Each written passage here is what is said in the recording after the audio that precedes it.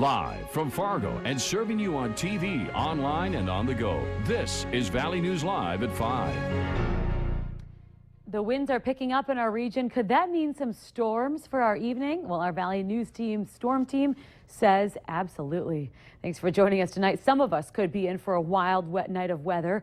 When will it all hit and how bad could it be? Let's go to our chief meteorologist, Hutch Johnson, to get the details. Hutch? Thank you, Stephanie. We want to make everyone aware, first and foremost, to be weather alert tonight. As we have a tornado watch in effect, we will remind you that watch means that conditions are favorable for an isolated tornado or two across our region tonight. The best chance of those tornadoes will be in our western counties, from Barnes in the Valley City area all the way up through Stutzman and Point South, Dickey, Lemoore, Ransom and Sargent counties, as well as the Griggs County area, rather. Severe thunderstorm warnings way out to the west of Bismarck. A storm starting to dissipate a little bit, moving towards our neck of the woods, but we are seeing some development, in and around the New Rockford area. These storms moving east-northeast right now, and those could intensify, but we're also watching the development of some storms out to the west of Stutzman County as well. Chance of thunderstorms region-wide as we go through the late night hours tonight. Some of these could be severe. The main threat is going to be large hail in excess of an inch, damaging straight-line winds, and the possibility for isolated tornadoes. Our team is on top of it, including our storm chaser, Eric Whitehill, who is out and about. You can stay up to the latest online as well. Our severe weather dashboard, you can follow the storms there, track them on our interactive radar, and, of course, we'll keep you updated. Your forecast, by the way, is coming up in a few months. It could be a wild night for some. It could be, yes. All right, thank you, Hutch. Now you can stay up to date on all the changing weather conditions anytime on your smartphone or tablet. Just download the Storm Team Weather app to get the latest weather conditions and even follow the radar live. Just search VNL Weather in the App Store. We now have an exclusive, terrifying account of what happened during that deadly Grand Forks Walmart shooting last week from the woman who survived it. Lisa Braun was shot in the shoulder and is recovering and at home now after being released from the hospital. Another Walmart employee, Greg Weiland, was shot and killed. The shooter, Grand Forks Airman Marcel Willis, took his own life after shooting Weiland and Braun. Braun says she was standing next to Weiland near the front of the store when she saw Willis shoot her in the shoulder, then shoot and kill Weiland. She says then the shooter turned towards some other employees, shot and missed, and then took his life. Braun says she clearly remembers the terrifying expression on the shooter's face. Just crazy. Like, not normal. I mean, I worked at Walmart for a long time, and I've never, been afraid or feared anything, but the look on his face, it was not right. We're going to have a much more in-depth account of Braun's terrifying experience tonight at 6 o'clock. Well, the community is being warned about door-to-door salespeople, some even getting aggressive. We have been contacted by a handful of concerned viewers blowing the whistle on young people selling magazines, and multiple police departments in the valley are saying beware. Most sellers aren't licensed, and most of the time it's a scam. While police say to give them a call if you're concerned, Valley News Team's crime and safety reporter Nicole Johnson explains how others in the community say there's another side to the story.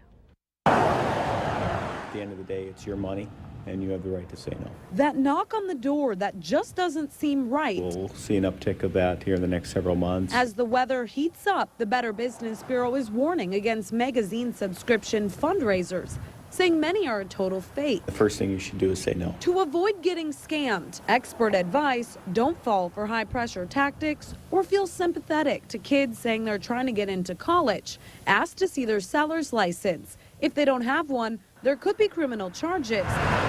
And if you're uncomfortable, call police. But some say don't totally turn them away. They could need your help. They've been promised, big savings. They get to travel the country.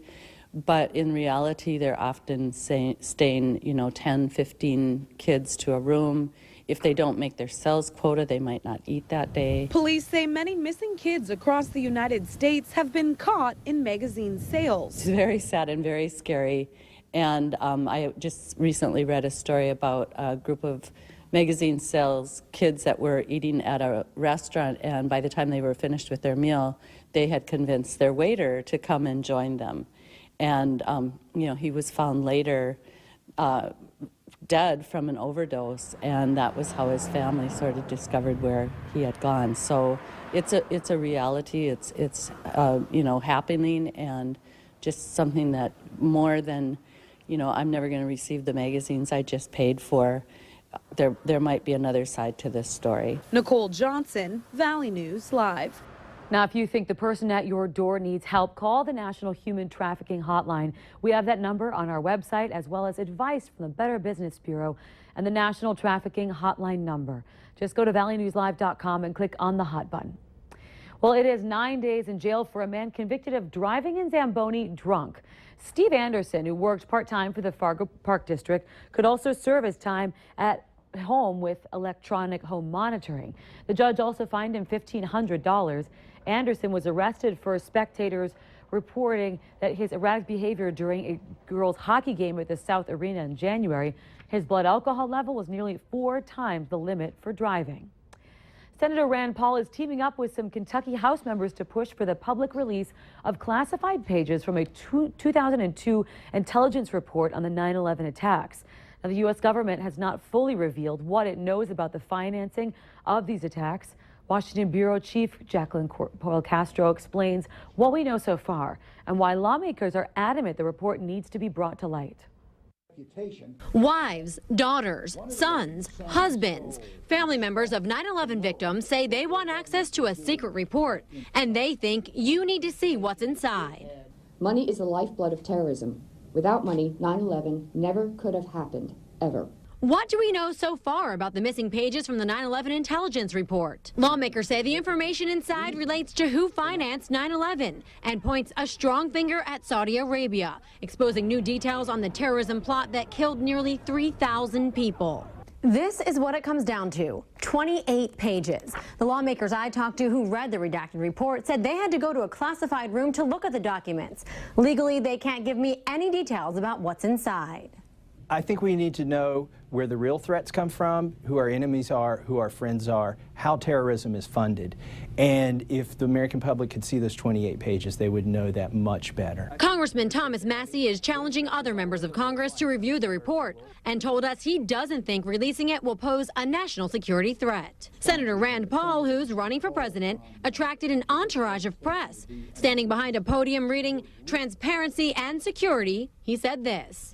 We cannot let page after page of blanked out documents be obscured behind a veil, leaving these families to wonder if there is additional information surrounding these horrible acts. The 28 pages were classified by President George W. Bush. Now the decision to declassify the report is up to the President, Barack Obama. The White House says it's reviewing that request. Well, the Minnesota Vikings are welcoming back a very familiar face. Adrian Peterson is once again wearing the purple uniform after missing 15 games of last season while addressing child abuse charges in Texas. In a news conference today, Peterson apologized for these actions. I made a mistake, and I know a lot of people don't view it that way based off, what they've seen, but ultimately, that's what it was. And, my son knows that. He knows I love him. The running back has 3 years left on his contract with the Minnesota Vikings. Should the unthinkable happen and an airplane crash in Fargo, we learned today that emergency first responders say they are prepared. A full-scale airport disaster simulation was conducted at Hector International Airport. The simulation took place using a school bus with 66 passengers on board and a crew of 4, much like you might see on an airplane. Federal regulators require this exercise every 3 years, and this is the first for the airport's new fire department. Fire chief says the exercise went very well and that our community can rest easy. The airport